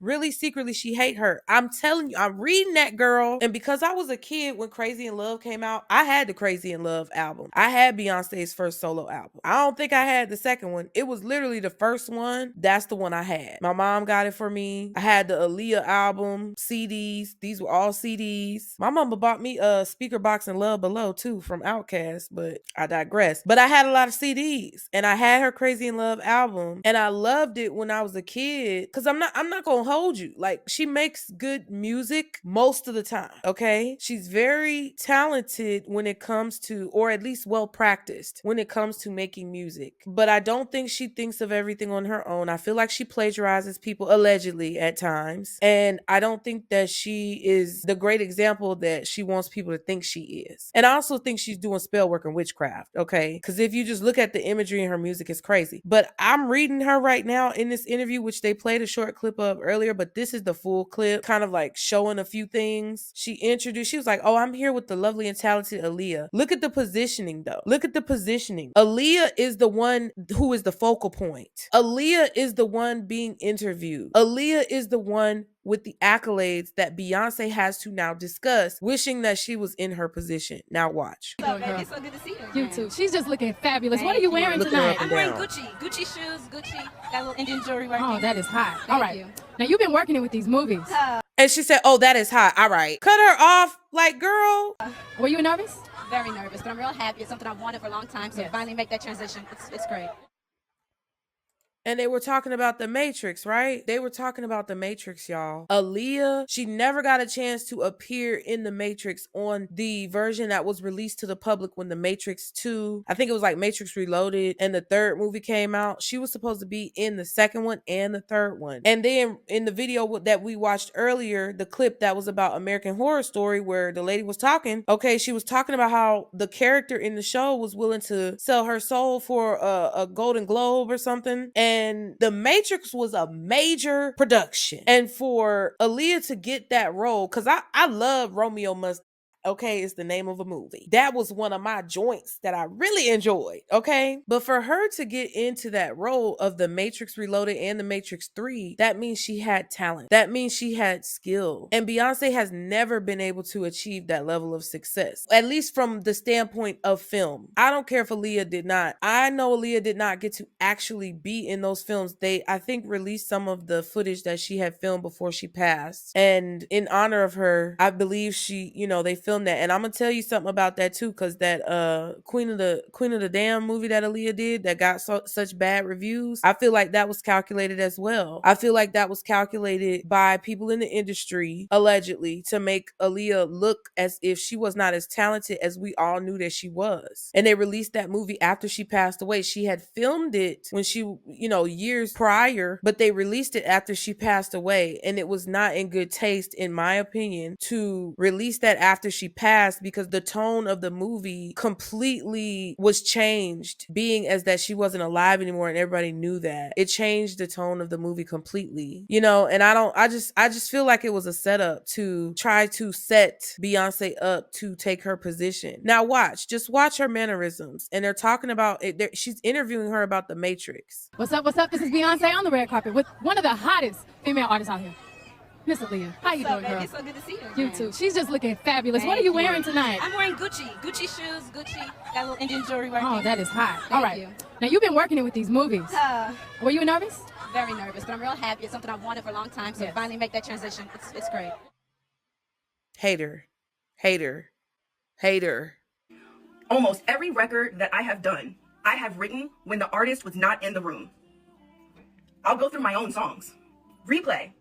Zendaya got 10% of the publishing, I think. She did not write on the song. She didn't. That song was written at a Rihanna song camp. It was on hold for Rihanna. Then it was on hold for Rita Ora. Famous came to me and said, yo, Tiff, there's this artist named Zendaya. We should cut Replay on her. So Zendaya got published in a writer credit. She did not write on Replay. King by Tamar Braxton. I wrote and produced that song. I wrote that song for myself as an artist. In my living room. Tamar got, I don't know what she ended up getting. I think I own like 85% of that song. But I should own all of it because I did all of it.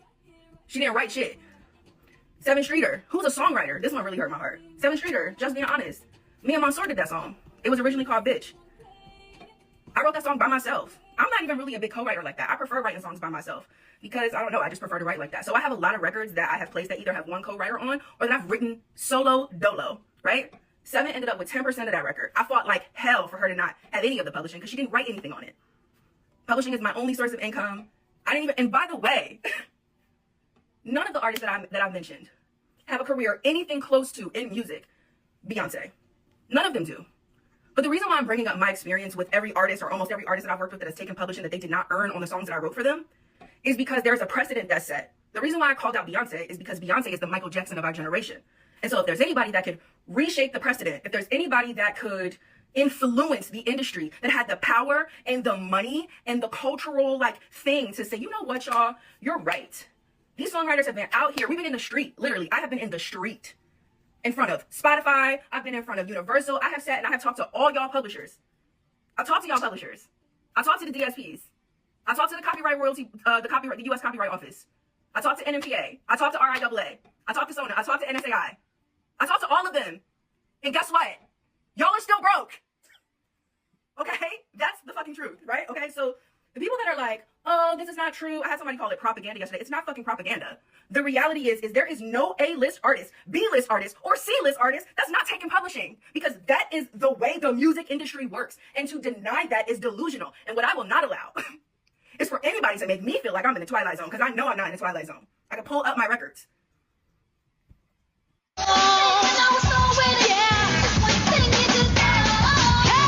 I thoroughly believe it was at this moment when Beyonce said, you know what?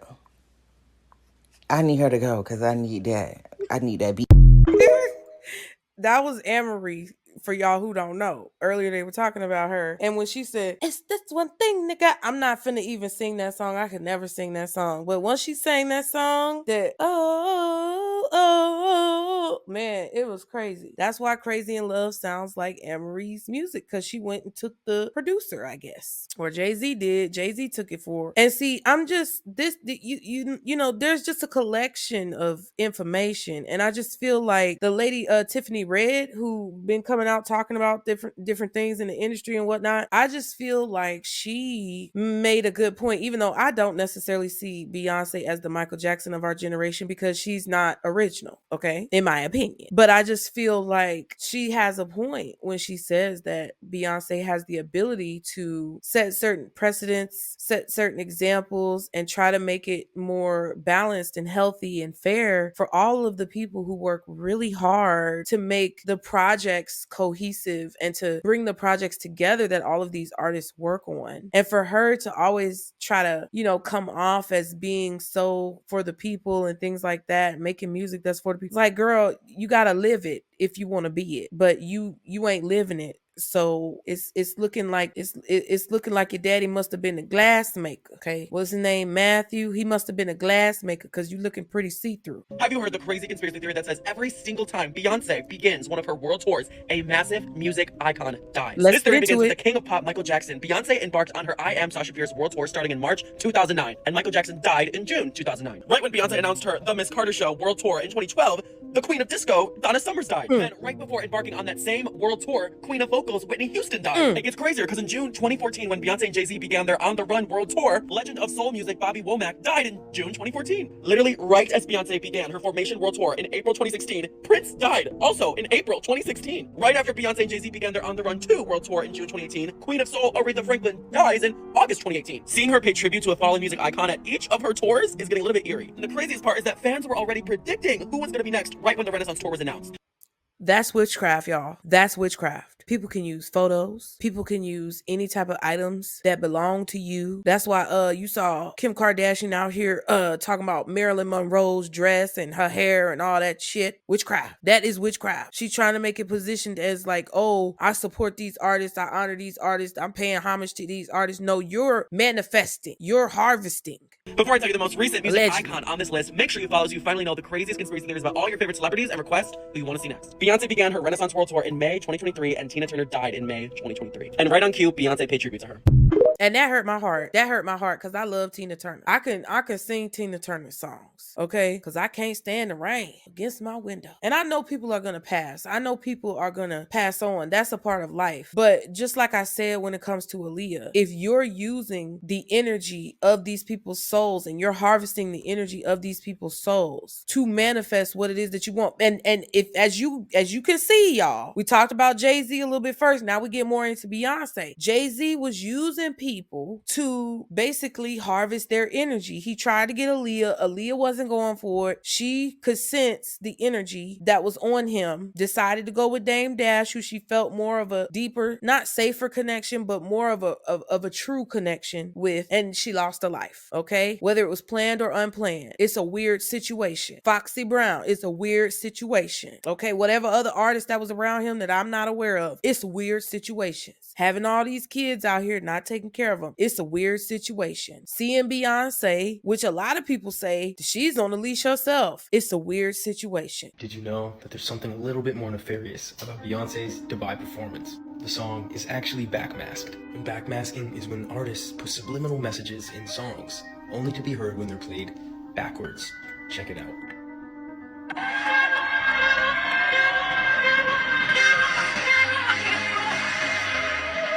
After hearing Beyonce sing the devil's name 6 times, makes you wonder why she performed this song in this location at this point in time. There have been many theories regarding Beyonce Noel in devil worship, Saturn worship, and riding the red horse of the apocalypse. So it only makes sense for Beyonce to be declaring Satan's name while rising out of the water like the great beast in Revelation.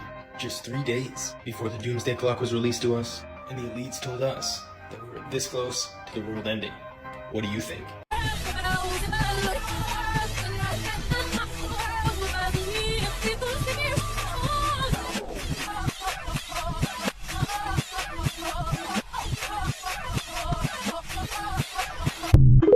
What y'all think? Tell me in the comments. This video is going to break down the Crazy in Love music video by... Let me calm down. Whoo, y'all, this brings tears to my eyes. And I'm gonna just tell y'all, something about me, okay? I'm gonna tell you something about me. When a spirit is connected to something, I cry. Okay, I cry. When the tears come to my eyes, something's going on in the spiritual realm. This is some mess, okay? This song came out, let's see. When she dropped that album, it was in May 2003. So, okay, she breaking down the symbolism, y'all. Beyonce. This video is showing us the ritual that she went through to become the icon she is today. At the beginning of the video, we see Beyonce as a normal person. She's in normal attire, and she's casually walking down on normal streets. When I say regular or normal clothing, of course we all know that Beyonce is a banger. So even when she looks normal, she's hot. I mean in a less celebrity-like appearance. Okay, she said less celebrity-like appearance. And if you notice behind her in the beginning of that video, she's walking from under a bridge. That has symbolism too. Bridges have symbolism. And the fact that she's walking under the bridge, it could symbolize her transitioning from one part of her life to another as well. Just wanted to throw that in there. This scene shows Beyonce's audition for the music industry. She is showing her talent and showing all that she can offer. She wants fame. She wants to be in front of all of the lights. She wants to be surrounded by paparazzi and adoration. Fame is the goal, and not just any kind of fame. As you can see, she is high amongst the tall buildings. She wants big fame. She wants to be an icon. She wants to be the center of attention. All eyes on Beyonce. And then you saw in that scene, she was eclipsing out the sun. There was a light behind her as she was on top of the buildings and all that stuff. She was eclipsing out the light behind her, which could be considered the sun. So she wanted to eclipse the sun? Oh. Of course, she wants fans. People who copy her. Fans. People who want to be like her. People who want to dance like her. People who want to be a part of her fandom. Fans are a huge part of creating a iconic status. Fans are the people you get your energy from. Fans worship you. Fans idolize you. Fans copy you. Fans want to be you. And you get your energy from them at all these. When a witch has a coven, it's normally a small thing. Witches' covens are normally 3 to 7 people. When it becomes thousands, it's called a hive. I did want to point out something interesting here. Not to demonize anything, but just what I hear. Here, at this part of the song and video, she says, uh-oh, uh-oh, uh-oh, oh no no, uh-oh, uh-oh, uh-oh, oh no no. Which is clearly, uh-oh, uh-oh, oh no, no. Uh-oh, uh-oh, oh no, no. Please decipher for yourself. The normal Beyonce is here trapped in the back seat of a car. The next part is that she blows up. She becomes the big star we know. Blowing up is a term we commonly use for any artist or any talented person who becomes a big celebrity, a huge celebrity, well known. And who's standing next to the car when it blow up? Who's standing next to the car, y'all, when it blow up? Well loved, all in the magazines, all on the TV, all on social media. They blew up. They're very, very popular. So here, she's literally blowing up as Beyonce. She emerges as the new Beyonce, or better known, Sasha Fierce. She becomes the Beyonce, the icon we know today. The reason I mention Sasha Fierce, even though Beyonce never mentions her now, is because during that time when she did tell us about Sasha Fierce, that's when everyone knew who Beyonce was. She became a household name. And also, if you notice here, she is totally in her performance persona, which she herself said is Sasha Fierce. She is the Beyonce we all idolize today. She is the icon here with her husband, another iconic figure in his own right. I just wanted to point out this phallic symbol. Yep, point out the phallic symbol. And the bridge was still in the background when she switched over her personas too. The bridge was in the background. But that you see that they were only focusing on one side of the bridge. Like when she first walked in, the bridge was in full and she was walking from, I don't know what it means to walk under the bridge. Water under the bridge means to let something go. But when I know the bridge symbolizes like a vessel or a vehicle at which you use to transition. Okay, from one stage of your life to another symbolically. And the fact that when they blew up the car and she was out there with JayZ, they only were focusing on one side of the bridge. It was not the whole bridge in focus. Okay, now she's talking about the phallic symbol, which was also included in the video I told y'all about earlier when it comes to her saying hold up. In her Lemonade album, she took the bat and swung it at the fire hydrant. And that song was, I don't know. You can decipher this as you see fit. I'm just going to keep this here. The ritual is complete. She made it. She has a fandom. She is an icon. And she is a one and only Beyonce. This video was made for research purposes. This is not a exposing Beyonce video. This is not a exposing the music industry video. This video was made because I wanted to share what I saw as I watched this video today. I have much respect for Beyonce as an artist. Everything she did was hard work to get her where she is today. I am not saying that her making this video is the only reason she's as big as she is today. Beyonce is why she's big today. She did the work. She worked hard to get here. I don't know about all that. I just wanted to share what I saw with my third eye today. I'm being See, that's crazy right there. No, but I do believe that Beyonce works hard. I don't deny that she works hard, but you have to work ridiculously hard. I mean, everybody has to work hard, but when you are not coming up with your own stuff and you have to make it look original when it's not original, it's hard work, allegedly. Here's another clip, and that is not her. Go ahead and watch it over and over, and you will see what I saw, or maybe you don't, because the delusion is too strong. I want to also talk about this death becomes her. No one seems to be talking about this theme that is being portrayed on her Renaissance tour with the death becomes her, that hole in her stomach. If you have not seen the movie, look it up. Death Becomes Her is the movie that they are emulating. Now, why would Beyonce be contributing and endorsing a theme called Death Becomes Her? The movie is about a woman or women that take this magic potion and they live forever, for eternity. But the kicker is their body and their energy starts to deteriorate until they are nothing. They're just dust. And ain't that crazy? Conspiracy theory my ass, okay? Beyonce has a motherfucking clone, and I got proof. It's on camera.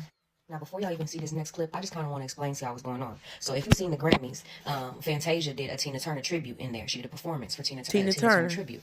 And during this performance, a little segment of the performance, she ends up saying how she needs a lady from the audience who doesn't mind moving their hips, right?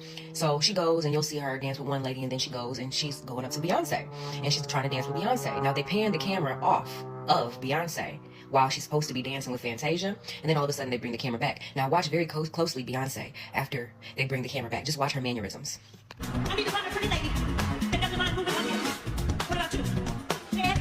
I need a pretty lady. You. One more. You. Now I need everybody in this building. Now you can pay me $1 million to believe that that's a real person and the real Beyonce at that. First of all, a lot of pictures were going viral saying how Beyonce doesn't look the same. She doesn't look herself. It's looking like she's aging. You know, some people were blaming it on the aging. Some people were saying that she was bleaching her skin because Beyonce at the Grammys was very much so lighter than we remember Beyonce originally being. So if you just watch the Super Bowl, you would also see the difference in the two Beyoncés that we have been seeing. And I don't think that a commercial that she did, where in a scene in the commercial there was like a robotic her with her face, and then there was her. You don't find that suspicious? You don't find that suspicious?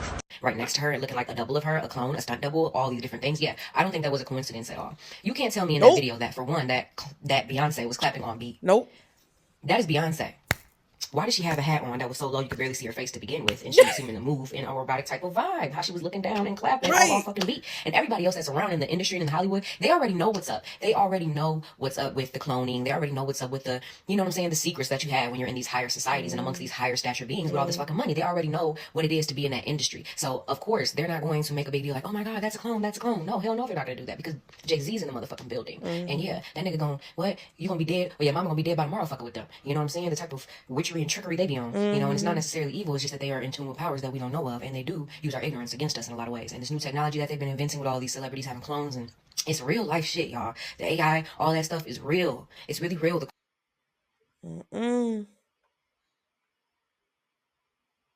Looks weird.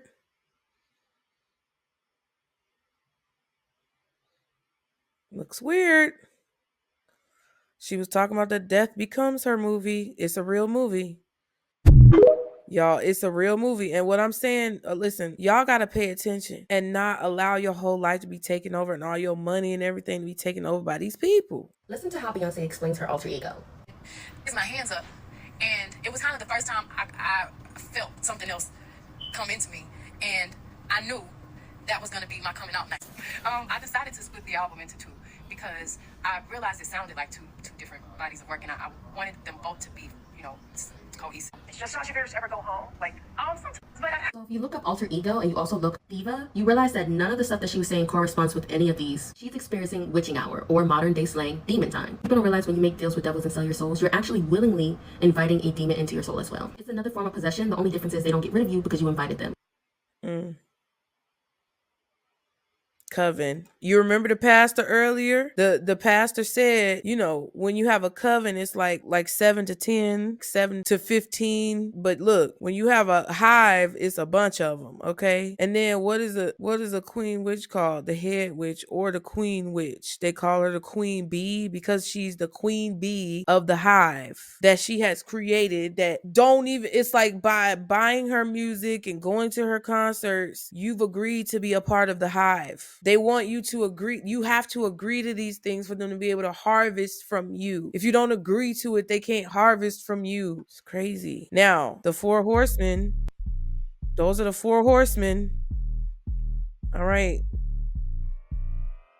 All right. All right. Everybody's seen it. Everybody knows it. But I'm going to tell y'all something. I had to blurt it out because it was cooch and everything in there, okay? But if you go look at the 4 horsemen, if y'all look at the 4 horsemen, what do they say? Conquest is represented by the white horse. War is represented by the red horse. Famine is represented by the black horse. And death is represented by the pale horse, okay? Accompanied by Hades, right? If you think about it in terms of Beyonce, she took pictures on all these horses. You're about to see it, right? The conquer or the conquest is by her taking over the music industry. War is what's gonna come, or that's what she's preparing for. I feel like her pictures on these horses represent different stages of her evolution when it comes to how things are about to go down, or how she's using people's energy and harvesting people's energy, and why she's doing that, okay? Because she wanted to have conquest, all right? War, I feel like with the red horse, is not so much like people are gonna make it seem like I don't even know what people said about this album with her on these 4 horsemen, but I'm pretty sure that people were like, oh, it's so creative. It's talking about how she's taking back, music that belonged to, African American people. And you see how, you see how Tiffany Red was talking about how she could have spoken up for people fighting for rights, publishing rights, right? I'm gonna put in the description box that video that I told y'all about at the beginning, where this wonderful creator outlined all of the ways that Beyonce plagiarized other people, or allegedly plagiarized other people, possibly plagiarized other people. I'm gonna put that link in the description box. Y'all can go look at it. She got caught for a lot of these things. So now what do we do in marketing and branding? Okay, when you want to market yourself and update your image and possibly rebrand your image, make your image more positive, you do something that's going to make your image more positive. And it appears that all of those years of, added things adding up in different areas of Beyonce and Jay-Z's life has caused them to have to do some type of preparation and damage control, because they probably were privy or tipped off to the situation that's happening right now with Diddy. They knew they were going to be implicated. They knew that there were going to be things that come out. They knew that people were going to start digging. They're not stupid. They have people for this. They're not stupid. So they've hired people to be able to do these things for them. And what was she going to do? She was going to have to rebrand to mitigate the damage to her image that digging up all of these things about people who she's allegedly plagiarized from, or about people who she's possibly intimidated out of the industry in some way, shape, or form. She was going to have to rebrand her image. So with the conquest, it's like, yeah, we conquering some stuff here. We doing some things. She has to conquer or have a conquest over the industry, over all her competitors, her competition. That's what she's already done. Okay. Now the war is coming. The war is not a war on, was it black people's music first or was it white people's music first? The war is against her and her husband. That's what she's preparing for on that red horse. This woman ready to fight. And I suggest if you one of her fans, you might want to rethink it, because she ready to fight, and she's getting ready to fight with that red horse. She is getting ready for war against her and, her family, because she is allegedly, possibly dabbling in witchcraft and things like that. So she's preparing on that front to protect her family. And that is why she's using this imagery, because that's a part of her. I didn't mean to say whore. Slipped out, bitch. Freudian slip. That's a part.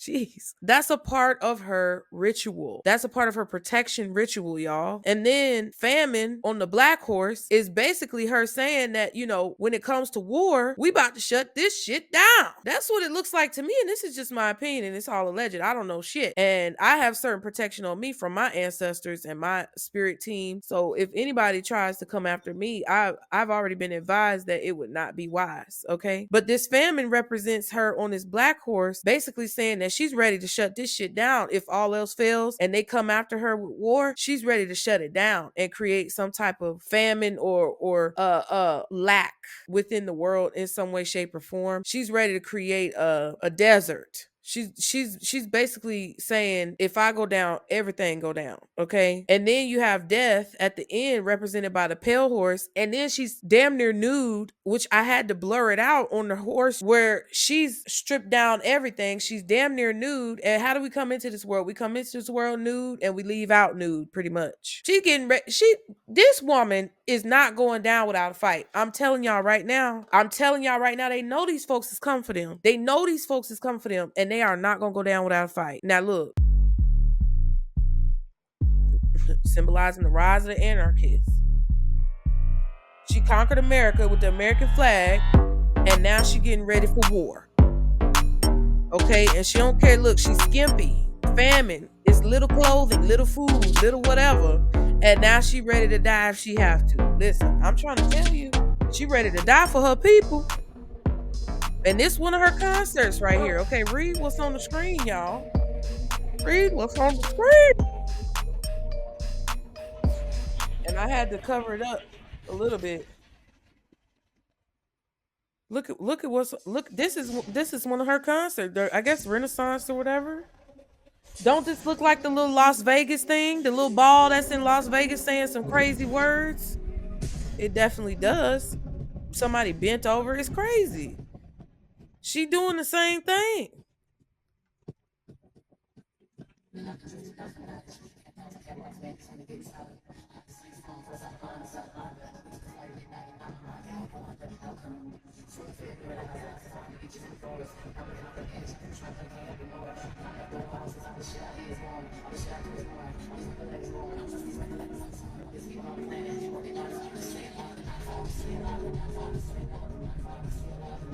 And she ain't working on 9 to 5 to stay alive.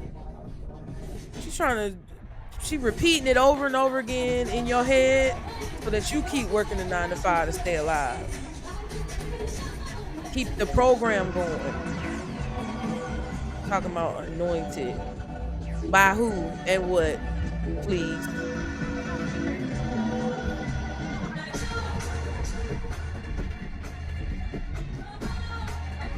And you know, I don't know what she doing. She could have another plan entirely. Maybe she got a whole plan that I don't know anything about, and all of her witchcraft to bring that plan to fruition. Possibly, right?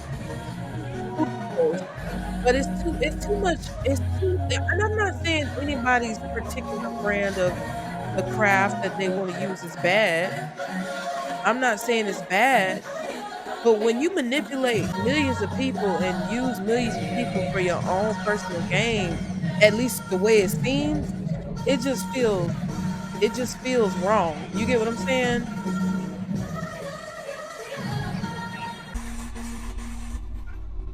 Maybe she's being forced to do it. Who knows? Getting scanned. You know what that looks like? That one looks like one of them 3D printers.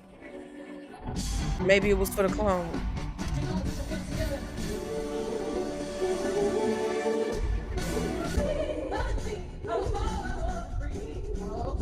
Talking about church girls.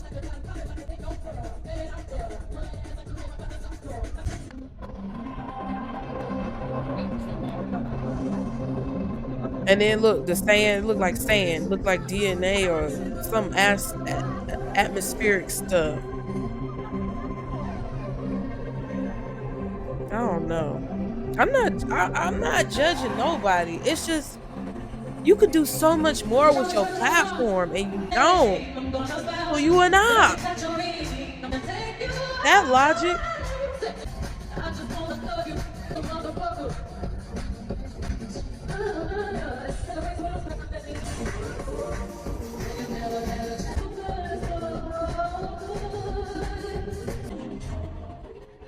Look, and then what she's doing right here, you see how they rose her up from the pale horse? Like she's basically showing you that she's gonna ascend no matter what. She's ready to die. She's ready to die if she have to. I don't know if she's gonna sacrifice herself. I don't know. God forbid. Listen, this is all just hypothesis of my opinion based on what I see. This kind of like raising her up, like, and talking about anointed is the same as JayZ having the Book of Hove or whatever, the museum exhibit about his accomplishments, you know? And I just feel like it's false idol worship. Like they're worshiping themselves. She's not doing anything for her people, bro. And I'm not gonna say I know everything she's doing, but these celebrities love to act like they doing stuff and they really don't be doing shit, okay? I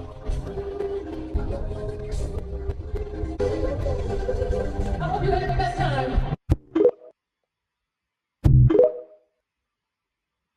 Has anybody seen Beyonce? Because apparently word on the street is she done ran off on the plug. And people are saying that ever since that she released the Cowboy Carter album, that she has not been seen in public since then. And allegedly they are trying to buy themselves out of trouble. But are they above the law? And that was a weird smile that she was having on her face. I'm tired, y'all. I'm getting tired. But that was a strange smile that she had on her face when the video that we watched and she was clapping off beat and she had the hat on real low. That picture that just flashed, she was smiling like I'd never seen Beyonce smile like that. Usually she smiles like closed lip, at least for me. I mean, it's kind of awkward to see her smile in that way and you see her teeth. I don't know. Maybe it's just me. Correct me if I'm wrong. This situation has came out, people believe that Beyonce has actually been speaking to the feds and that she has made a deal with them so that she will not be in trouble. There have been talks about JayZ moving and buying land in Europe so they can get out of the country. So just in case they will not be implicated in a when you can't fool your fans, you can't fool anyone. Now, she's been active on Instagram, but as you can see, the pictures that she posts, they're just regular pictures. Are Bey and Jay headed for divorce, or is Beyonce just trying to distance herself before everything gets out of hand? What do y'all think? Leave it in the comments. Because this will be one of the biggest divorces in history. Wow. And who is this, y'all? Who is this? Who is this on Halloween? The diddler? And who is this? That's weird.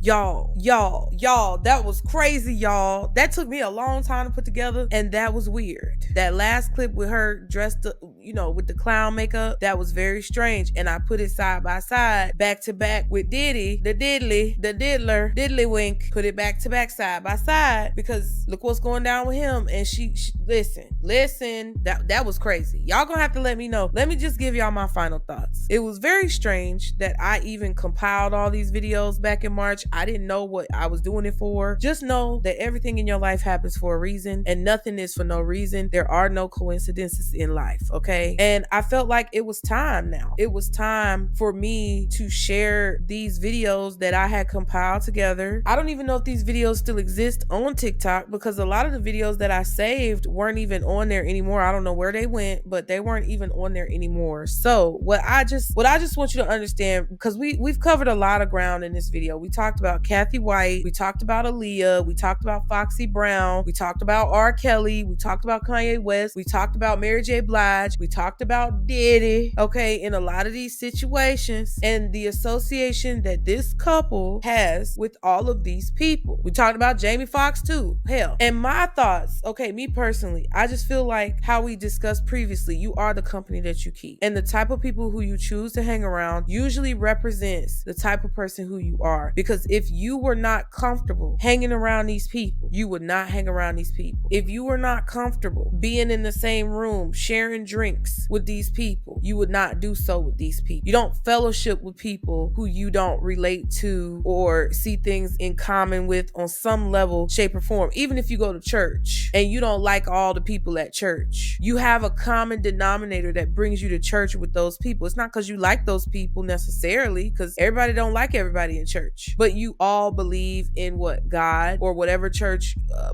denomination that you believe in, okay? Or whatever religious denomination I should say. You're coming for a common cause or a common purpose. So even if JayZ doesn't agree with everything that Diddy has been doing, there's some type of commonality there. And if it's money, then fine. But what did Dame Dash say? He didn't want to have no parts of that buckshot, that shrapnel, that kickback from having involvement with taking money from or benefiting from someone who's negative or someone who has a bad vibe. So what I just feel, honestly, I just feel like JayZ and Beyonce know what's going on. I told you guys in the Diddy live that if you didn't watch the live that I did talking about this Diddy situation and him getting arrested, that will tell you a lot about how I feel about this situation on a spiritual level as well. Diddy had the back tattoo, which we talked about. Beyonce has emulated and recreated and duplicated all of these images and imagery that has a very heavy spiritual underlying tone. She's used a lot of symbolism and said a lot of things in her music. These poems and intros and things that she says in these music videos and in her music are spells. Poems are spells, y'all. Witchcraft is not what you see in movies, the way that they portray it in movies. Witchcraft is your mouth.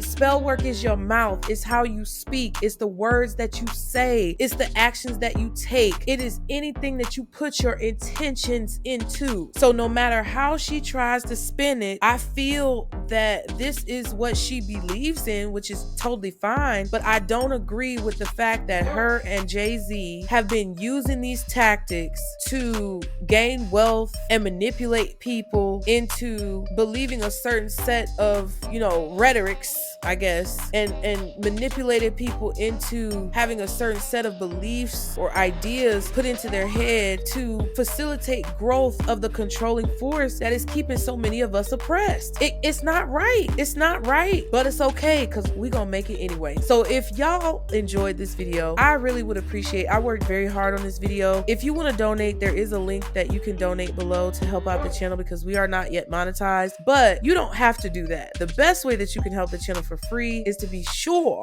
to like and subscribe to continue to catch the vibe, okay? Be sure to like and subscribe. Share the video with someone who you think may be interested in it or you think may want to hear it. Leave a comment below, you guys. Let me know what you guys think. And be sure to stay tuned, stick around, browse, see if there's anything else on the channel that you may enjoy or that tickles your fancy, darling. But other than that, I really appreciate you guys being here. Thank you so much for your support of the channel. And I hope to see you again next time.